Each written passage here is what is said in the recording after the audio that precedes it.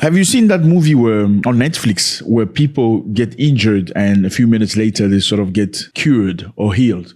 Or the injury just disappears. It's like some sort of a superhero movie. People with special gifts and special tricks. They get injured, they have like a big cut on the head and they go in the corner a few minutes later. They go like, oh, and it disappears and they're back to normal. Wouldn't that be beautiful if human beings could do it? Like anything can happen to you. You can just go to a corner, focus for a few minutes and boom, you're back to normal. Nice, eh?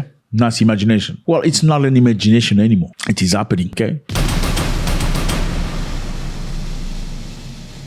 Now, something great is happening in China. The Chinese scientists have discovered a revolutionary bone adhesive. So this is about bones. If you break a bone, okay, the Chinese have discovered something like a bone glue that can repair fractures in as little as 3 minutes. Amazing, isn't it? This is not science fiction.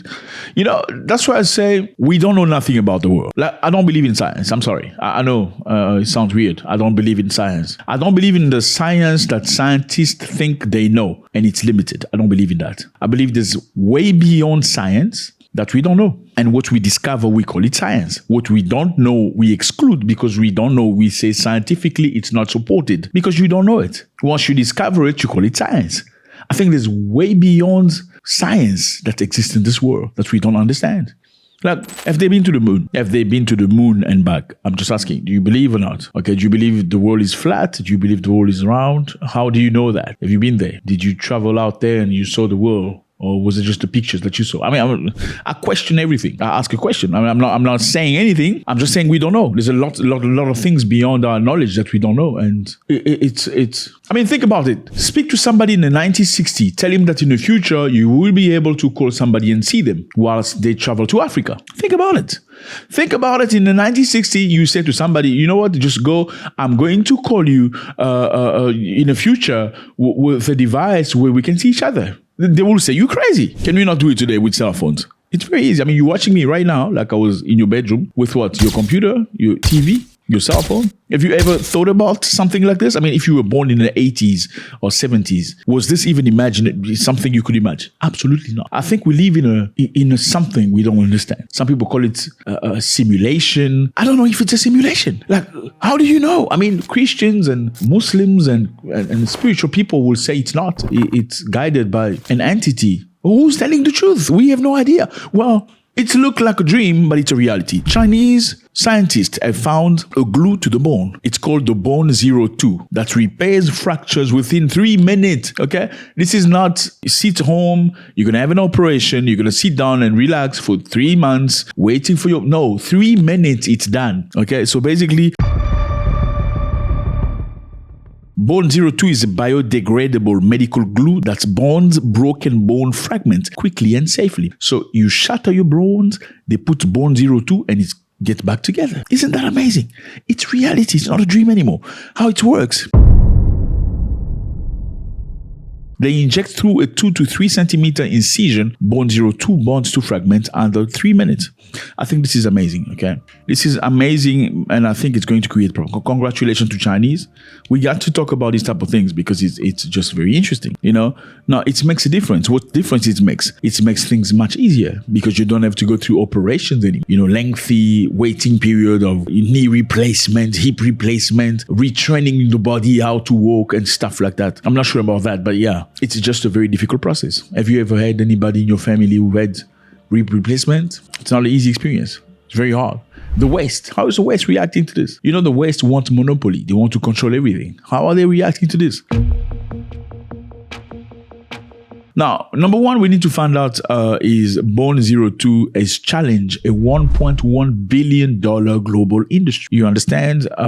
Medics, the way we know them today, has come from the West, at least supported by the West. Okay, so imagine all these doctors, these specialists, bone specialists. All of a sudden you say to them, whatever issue we have, we can treat it with the glue. It's going to fix it. You see how many people are going to lose their jobs. And I'm not saying they're going to all lose their jobs, but at least a big chunk of their job is going away. Do you think they're happy about that? Look, as much as we say doctors are good people and they want you to be nice and all that stuff, but at the end of the day, it's business, okay? They need to make money for their family. Do you think there's any doctor out there that wants everybody to be 100% good, have no disease and nothing? Just sit at home, eat a pie with your family. I mean, Africans don't eat pies like that. Eat pap or fufu or ugali with your family and have no problems where they go to hospitals and there was no single patient. I don't think they like that. I mean, as much as this is very similar with security companies and police and stuff, they want you to be safe, right? But do they really want you to be safe? Because if you're really, really, really, really safe, then there's no use for security companies. You know what I'm saying? I mean, we see countries here with big problems like South Africa. South Africa has like 500,000 security personnel. 500,000. That's a lot of people working as security guard. Okay, I think that was like a couple of years ago. Now there's much more than that. In South Africa, you find more security guard than you find the army and the police combined together. Why? Because there's crime. And who profit from the security companies? Big people, rich people. Do they really want, crime to stop? Big question mark. Do they want crime to stop? There's no death penalty. Death penalty deters a lot of things. If people know that there's death penalty, they won't be shooting people left, right, center like they do. They won't be stabbing people like they do. Not at all, because they fear. I mean, people that are dangerous only fear danger. Do you agree to that? Yes, dangerous people fear danger. If you tell them you shoot somebody, you're not going to have bail. You're going to get shot. You're not going to jail. Nothing.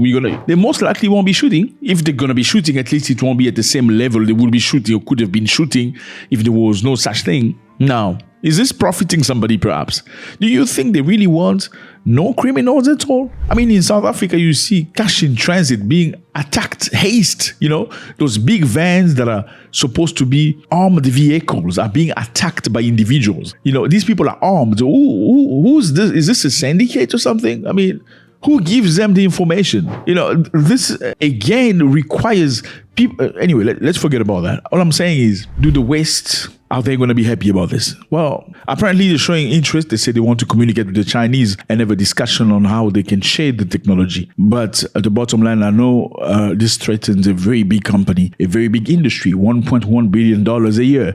It's a lot of money for them to waste. Now, in the past, has China produced anything in the past that was rejected by the West and other people? We're going to check something very interesting. Okay. I mean, look at this. Back in the past, a guy named He Jiaqin edited the genome. Okay, he used technology, right, to edit the genome of twin girls, Lulu and Nana, making them resistant to HIV.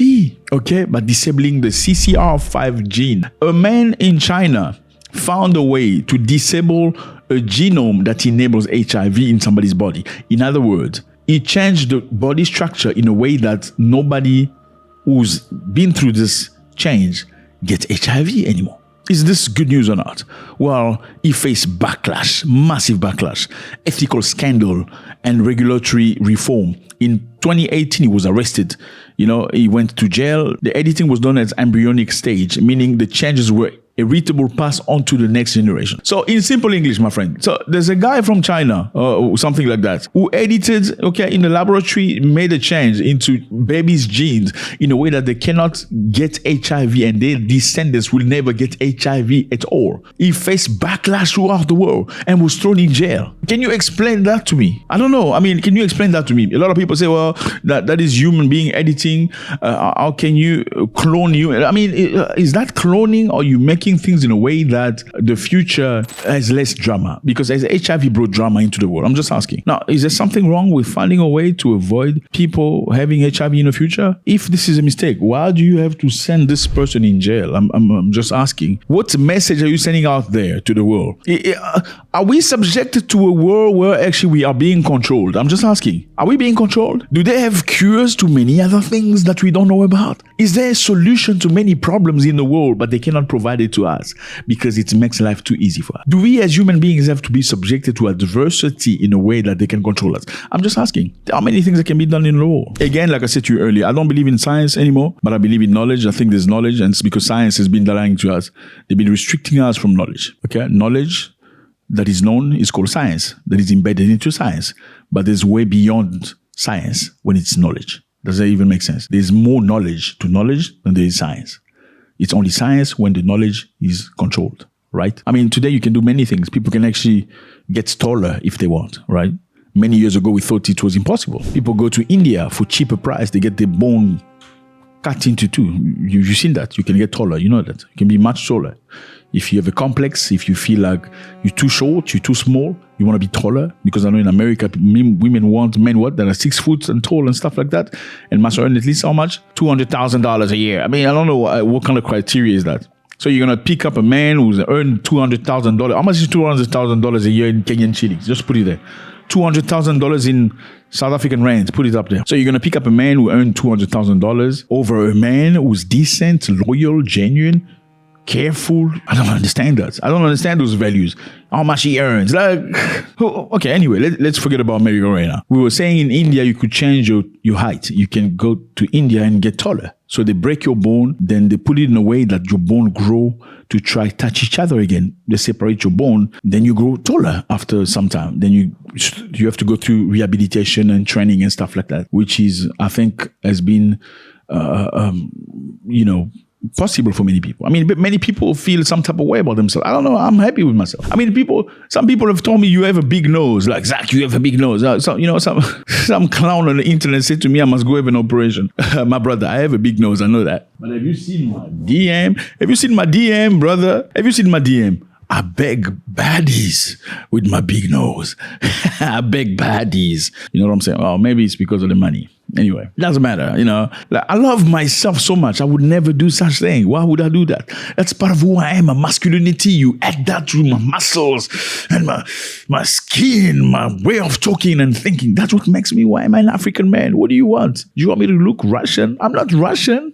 Get out of town. Get out of town. That's what it is, fellas. It was a great pleasure talking to you. China has done it. We know that China had found a vaccine to COVID way before America and other countries, but they rejected the Chinese product. So let me know how you feel about this. Are they lying to us? Are they keeping information from us? I mean, we also heard, I think 3 years ago, that there was medicine to one other incurable disease. It's a viral infection. I'm not sure whether you heard about this. It takes 52 weeks for treatment, 52 injections, and it costs $1,000 per injection. That's hepatitis something. I'm not going to say all of that, okay? $1,000 per injection for 52 weeks. You take one injection per week. Very expensive. So is there treatment? Yes, there's treatment. Because they cannot sell the treatment, they prefer hiding for you. I mean, do they want you to be HIV free? I'm just asking. Do you know how much money these people make through this HIV stuff? The condoms industry, do you understand what I'm saying? What will go bankrupt? Bliss.